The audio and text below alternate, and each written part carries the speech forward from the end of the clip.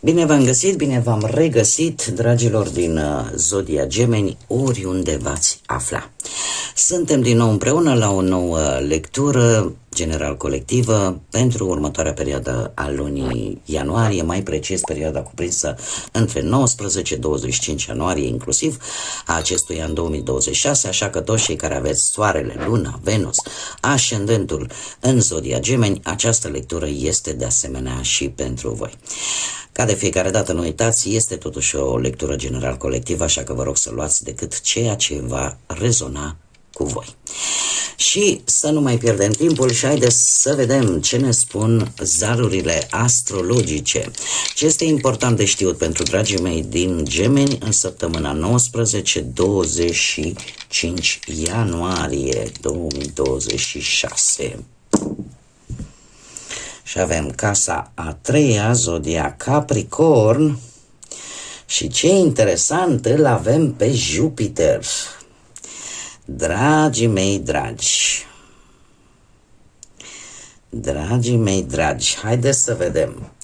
Jupiter, marele benefic, alături de Capricorn, energie organizatorică, strategică, care își planifică în detaliu lucrurile și mai ales că avem și casa a treia care ne vorbește de inteligență, de, cum să spun eu,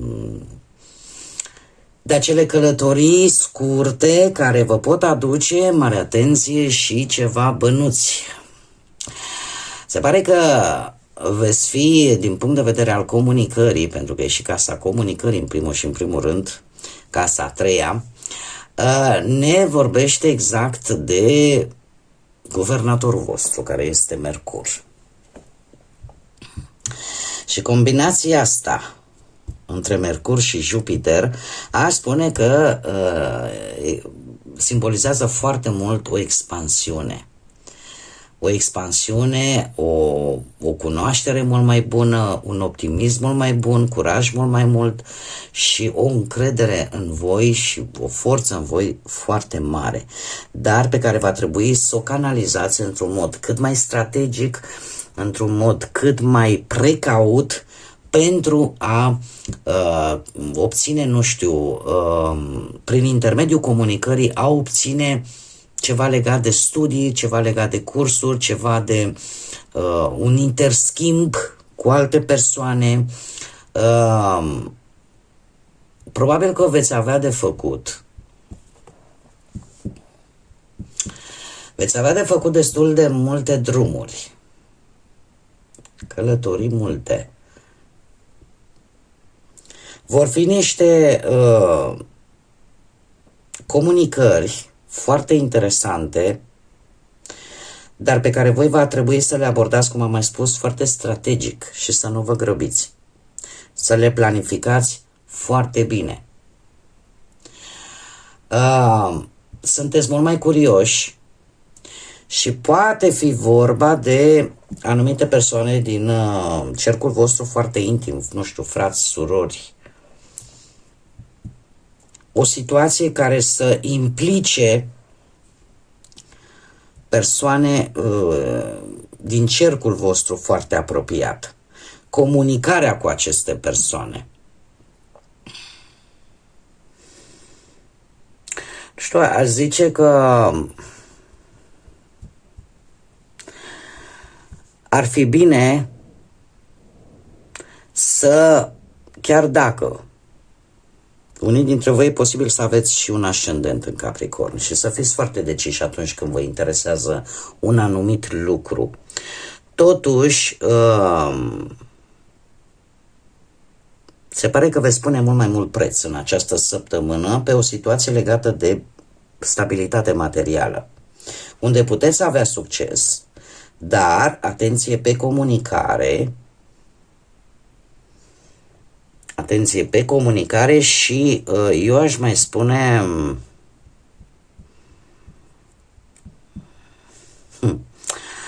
Uh,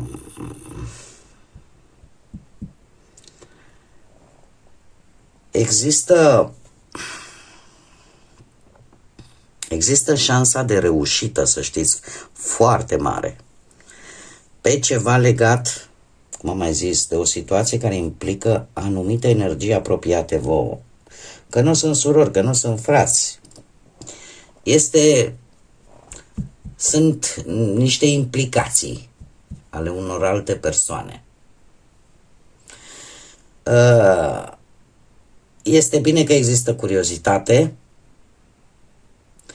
pentru că această curiozitate vă poate ajuta să obțineți niște informații prețioase, în așa fel încât acest Jupiter să se manifeste într-un mod cât mai pozitiv pentru voi. Haideți să vedem ce ne spune tarotul. Ce vine pentru dragii mei din Gemeni în săptămâna 19-25 ianuarie 2026? Ce vine pentru dragii mei din Gemeni în săptămâna 19-25 ianuarie?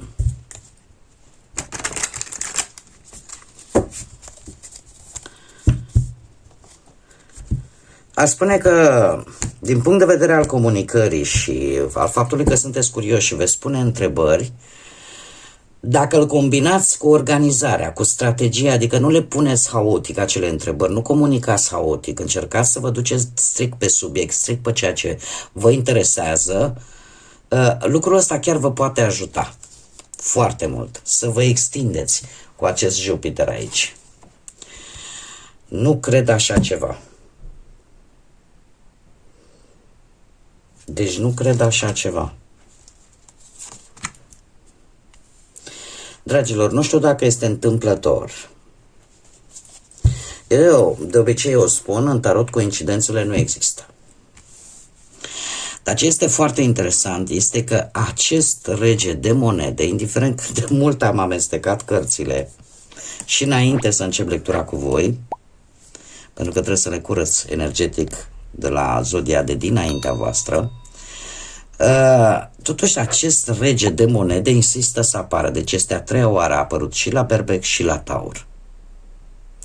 Asta poate să vă spună ceva.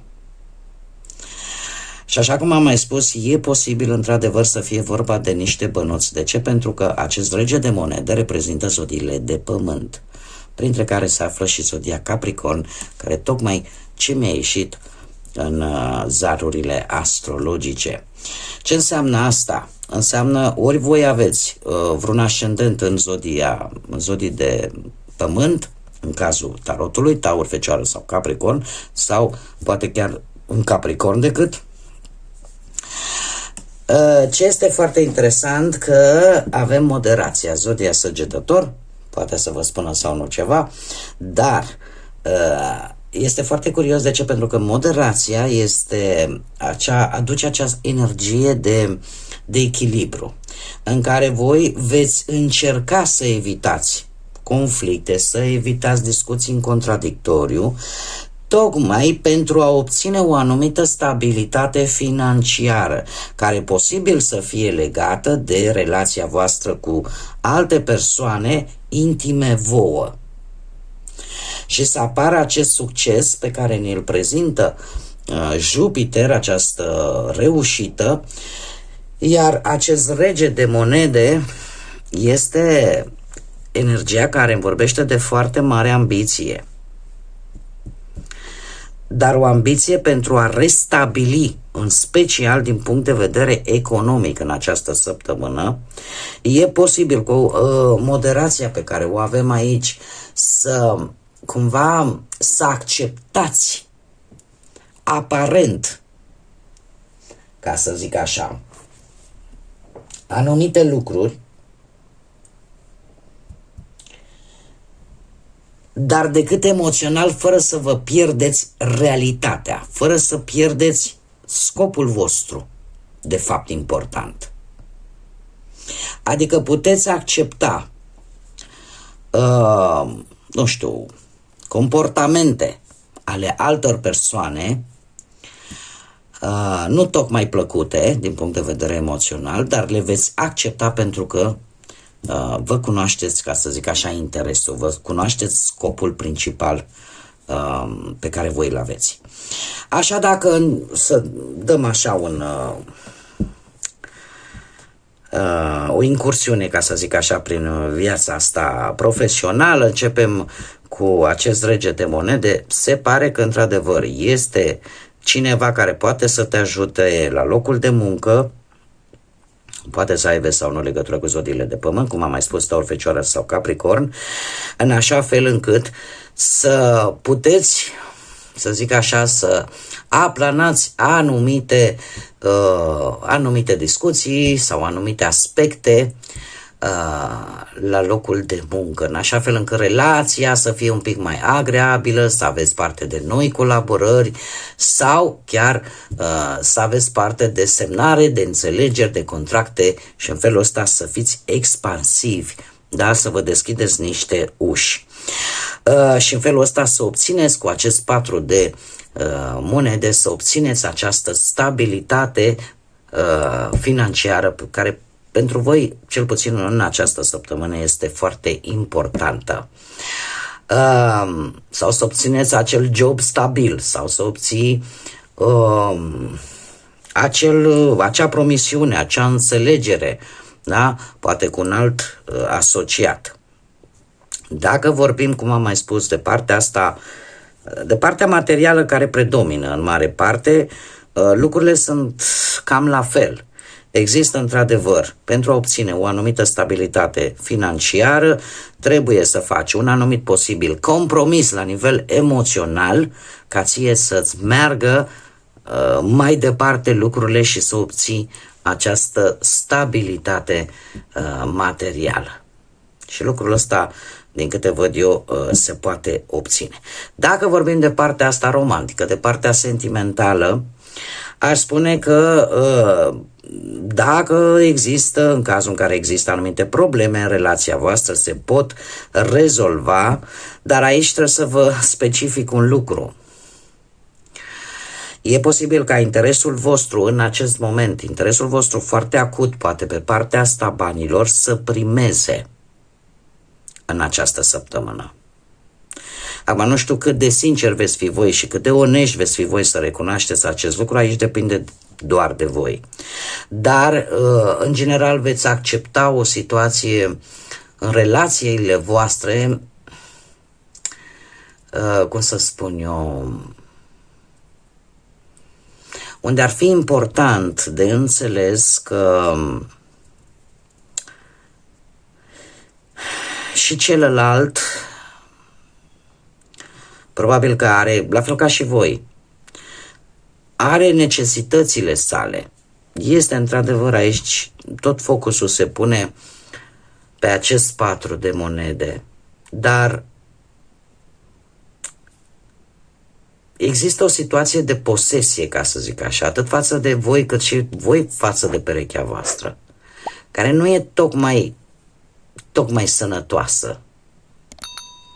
E posibil ca unul dintre voi să vă puneți prea multe limite sau să încercați să-l controlați poate unul pe celălalt poate mai mult. Sau să conteze partea materială mai mult decât ar trebui. Și se cere acest echilibru. Se cere, ca să zic așa, o inversare de roluri. Acum voi adaptați, voi știți. Eu vă spun decât ce îmi transmit cărțile. Cei singurei au șansa într-adevăr să întâlnească în această săptămână, există această posibilitate să luați, să aveți o anumită conexiune cu anumite energii care să dispună. E un interes, trebuie să fiu sinceră cu voi și nu trebuie să vă supărați. Pentru că asta eu nu o fac ca să judec, pentru că cine sunt eu să judec? Nu fac lucrul ăsta. Eu doar trebuie să vă spun ceea ce cărțile mi-arată. Săptămâna aceasta clar este o săptămână în care partea bănească va fi super importantă. Și interesul vostru pentru acele persoane care vă pot sprijini, care vă pot da o anumită siguranță pe plan material, va fi cu atât mai mare. Și cu asta cred că am zis tot. Doar că se cere și sunteți capabili să faceți anumite compromisuri emoționale pentru ca această stabilitate să ajungă la voi. Așa că cam asta este situația. Acum, nu, cum am mai spus, nu trebuie să o luați ca pe ceva neapărat rău. Fiecare adaptează în funcție de situația în care se află. Și plus de asta, eu, prin ceea ce fac aici, sunt genul de persoană care nu vă dau decât ce vor urechile voastre să auziți. Eu ceea ce îmi spun cărțile, aia vă prezint. Pentru că tarotul ca și, cum să spun eu, ca și scop, nu are să vă spună, uite, trebuie să o faci pe aia, trebuie să o faci pe ailaltă. Nu. Are rolul de a vă arăta acele lucruri pe care poate mulți dintre voi le refuzați să le vedeți sau, dar să vă folosiți liberul arbitru, să folosiți voi, astea sunt energiile, depinde de tine ce vei face în continuare, le vei schimba sau nu.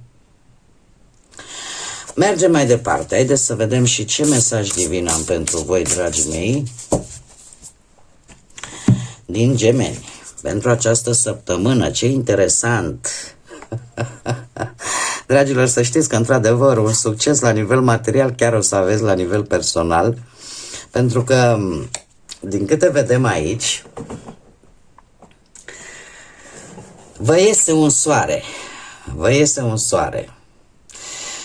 Este, într-adevăr, se pare că e un proiect la care voi lucrați de ceva vreme, este un plan la care voi lucrați de ceva vreme și ați depus destul de multă muncă pentru a obține o viață mai bună, pentru a obține rezultate mai bune și e posibil ca în această săptămână chiar să reușiți să vă achiziționați ceva care pentru voi este important și pentru care voi v-ați zbătut foarte mult.